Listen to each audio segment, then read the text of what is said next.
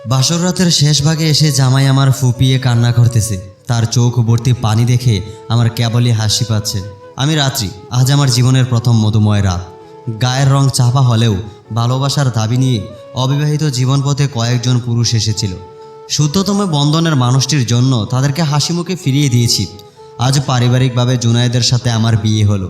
জুনায়েদ যেই দিন আমায় প্রথম দেখে গেল সেদিন থেকে ছেলেটি আস্ত প্রেমিক হয়ে গেল। বলা নেই কওয়া নেই, পরের দিন শেষ বিকেলে বাইকে চড়ে এলো। লজ্জায় শ্যামা মেয়ে আমি রক্তজবা হয়ে উঠি, আর চোখে একবার তাকিয়ে ঠোঁটে হাসি লেগে থাকা ছেলেটির মাঝে নিজেকে সঁপে দিই। জুনায়েদের আগ্রহে উত্তেজনার 2 দিনের মাঝে গোটা করে আমাদের আংটি বদল হয়। আংটি বদলের 1 সপ্তাহ পর বিয়ে হয়। এই গোটা একটি সপ্তাহ রাত দুইজনে চোখের পাতা এক করে নিই। কথা বলে কাটিয়ে দিয়েছি 7-7টি রাত। ওর প্রিয় রং হলো লাল, আমার কালো। খুব ইচ্ছে ছিল গতানুগতিক ধারা উল্টো দিয়ে বিয়ের দিন কালো শাড়ি পরব, কিন্তু আমার সাহেবের পছন্দের কাছে হেরে গেলাম। ও আমায় জোর করেনি, শুধু বলেছে বিয়ের দিন লাল শাড়িতে তোমারে যা লাগবে না। উত্তরে বললাম, কি লাগবে শুনি?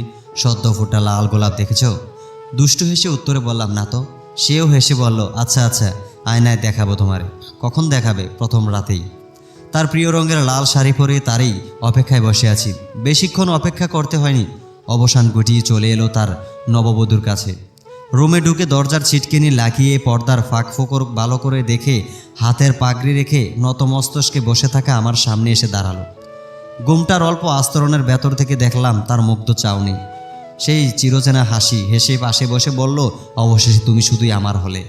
আর এই কথা শুনে ইচ্ছে করছিল সব লাজুকতার গলা চেপে দিয়ে তার বুকে ঝাঁপিয়ে পড়ি, কিন্তু পারিনি। আড়ষ্ট আমি আরও কুকড়িয়ে গেলাম। আমাকে সহজ করার জন্য প্রেমিক পুরুষের ন্যায় ফোন কলের কথোপকথন সরাসরি নিয়ে এলো। মুখে হাসি রেখে গম্ভীর কণ্ঠের ভাব ধরে বলে, রাত্রি তোমার হাত ধরতেও অনুমতি লাগবে?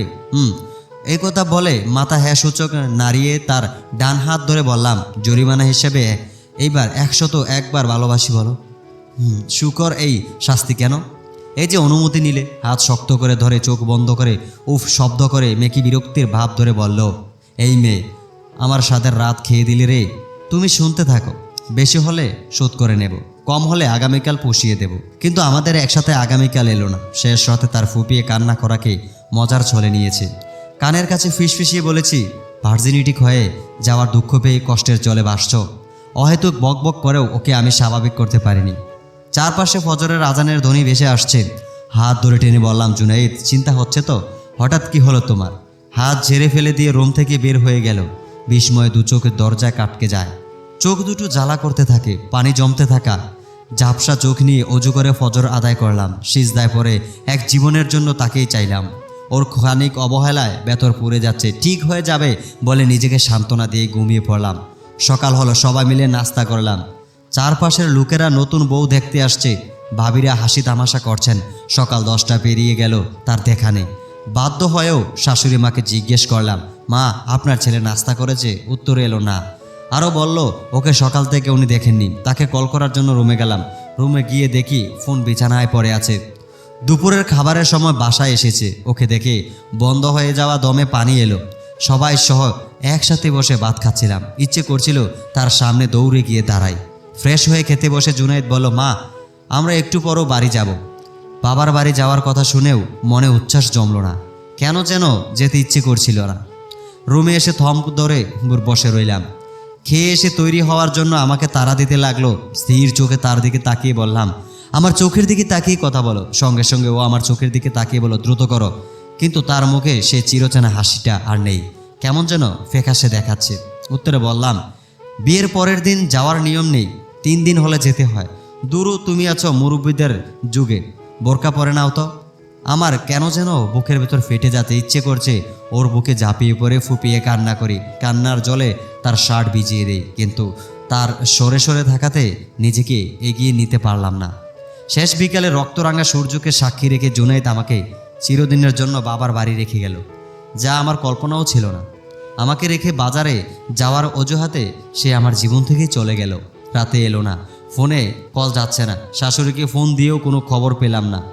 পরের দিন সে নিজ থেকে বড় দুলাভাইকে ফোন দেয়। তার নাকি আমাকে পছন্দই হচ্ছে না, আমি কালো। দুলাভাই বলল, বিয়ের আগে 3 দিন এসে দেখে গেলেন, সেই 3 দিন কালো দেখেননি। দেখিনি তখন তো তাকে বিশ্বসেরা রূপবতী মনে হয়েছে। এখন সোজা কথা, তার সাথে আমি সারা জীবন সংসার করতে পারবো না। দুলাভাই রেগে খুব গালাগালি করলেন। তাকে ছাড়া 1 সপ্তাহ কেটে গেল। তার একটাই কথা, সে আমাকে নিবেই না। আমার একটাই দোষ, আমি কালো। তার পরিবারের লোকেরাও অনেক বুঝিয়েছে, কিন্তু সে তার কথায় অটল। এইবার তাকে জেল ফাঁসি যাই দেওয়া হোক না কেন, সে তাই মেনে নেবে, শুধু আমাকে ছাড়া। আমার পরিবারের লোকেরা অপমানিত হয়ে খেপে হয়ে গেল আমাদের বিচ্ছেদের দিন শুধু একটি কথাই বলেছি, জীবনে যখন থাকবেই না তাহলে ভালোবাসতে শিখিয়েছিলে কেন।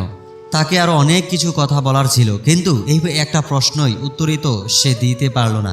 সেদিন নিজেকে শক্ত রেখেছি, চোখের জল লোক চক্ষুতে পড়তে দেইনি, কিন্তু তারপর থেকে আর পারিনি নিজেকে শক্ত রাখতে।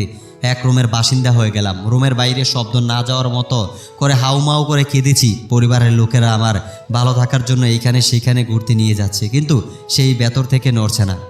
ঠায় বসে আছে হৃদয়ের মাঝ বরাবর, বসে বসে ছুরি দিয়ে খোঁজাচ্ছে আর হাসছে।